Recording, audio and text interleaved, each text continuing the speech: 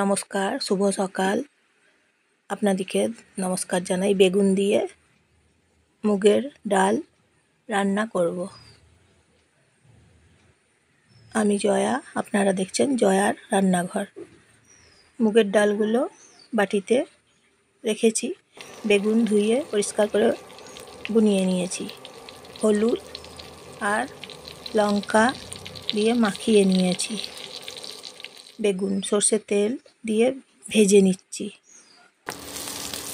নেড়ে চেড়ে বেগুনগুলোকে ভেজে নিচ্ছি।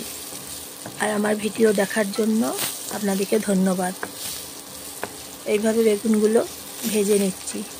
মুগের ডাল ওদিকে সেদ্ধ করে নিচ্ছি, আর কাঁচা লঙ্কা দিচ্ছি 4টে, আর গোটা জিরে দিচ্ছি 1 চামচ। সর্ষের তেল দিয়ে ভেজে নিচ্ছি।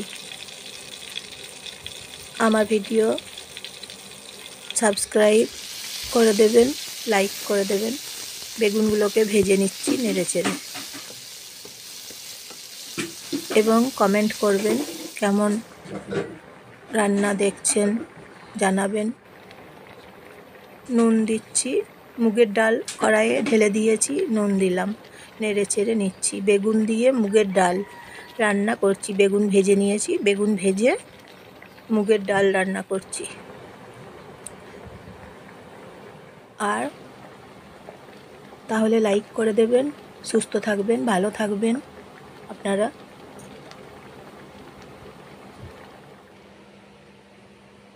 ঢেলে নিচ্ছি অন্য পাত্রে মুগের ডাল বেগুন দিয়ে। এইভাবে মুগের ডাল রান্না করে নিলাম।